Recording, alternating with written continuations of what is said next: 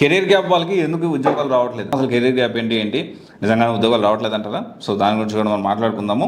వీళ్ళు చేసే common mistakes ఏంటి, ఇవన్నీ కూడా అసలు ఎవరిని కెరీర్ గ్యాప్ కింద కన్సిడర్ చేస్తారు, సో ఇది కూడా మనం తెలుసుకోవడానికి మనం ప్రయత్నం చేద్దాము. చాలా ఇంపార్టెంట్ పాయింట్ ఏంటంటే బిఫోర్ స్టార్టింగ్ కెరీర్ గ్యాప్ వాళ్ళకి ఉద్యోగాలు రావట్లేదా అంటే ఎందుకు రావట్లేదని ఎందుకు అనుకుంటా ఉన్నారు. సో దీని గురించి కూడా మనం మాట్లాడుకునే ముందు అసలు కెరీర్ గ్యాప్ అంటే ఎవరిని కెరీర్ గ్యాప్ అంటారు దాని గురించి మనం మాట్లాడుకుందాం.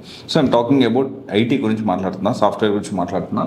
సో సాఫ్ట్వేర్ ఏదైతే కోర్స్ నేర్చుకొని సాఫ్ట్వేర్ జాబ్ తెచ్చుకోవాలనుకుంటున్నారో దాని గురించి మాట్లాడితే కెరీర్ గ్యాప్ ఎవరు వస్తుందంటే బీటెక్ డిగ్రీ అయిపోయిన తర్వాత నేను సాఫ్ట్వేర్ సైడ్ కాకుండా గవర్నమెంట్ జాబ్ ప్రిపేర్ అయ్యారని, లేకపోతే నాన్ ఐటీ జాబ్స్ చేస్తూ, లేకపోతే బిజినెస్ చేస్తూ, లేకపోతే ఖాళీగా ఉన్నానని, లేకపోతే ఇంకోటి చేస్తున్నానని చెప్పి ఎవరైతే అంటే బీటెక్ అయిపోయి డిగ్రీ అయిపోయిన తర్వాత సంవత్సరాల తరబడి వేరే పనులు చేసే వాళ్ళందరూ కూడా సాఫ్ట్వేర్ లో కెరీర్ గ్యాప్ అనొచ్చు మనం. వాళ్ళందరికీ కెరీర్ గ్యాప్ వచ్చింది. తర్వాత వచ్చేసి ఏంటి అంటే కెరీర్ గ్యాప్ వాళ్ళకి ఉద్యోగాలు రావట్లేదు. జనరల్ గా ఏంటి అంటే మన ఐటీ ఇండస్ట్రీలో చూసుకుంటే గవర్నమెంట్ ఎగ్జామ్స్ ప్రిపేర్ అవ్వండి, కొన్ని సంవత్సరాలు ప్రిపేర్ అయిన తర్వాత అది సక్సెస్ కాకపోతే వాళ్ళు ఐటీకి వస్తారు. మెకానికల్, సివిల్ లేకపోతే ఇంకోటి కోర్ జాబ్ చేసే వాళ్ళు జీతాలు సరిపోవట్లేదని చేసినంతకాలం ట్రై చేస్తారు. అబ్బాయి జీతాలు సెట్ కావట్లేదంటే వాళ్ళు మళ్ళీ ఐటీకి వస్తారు.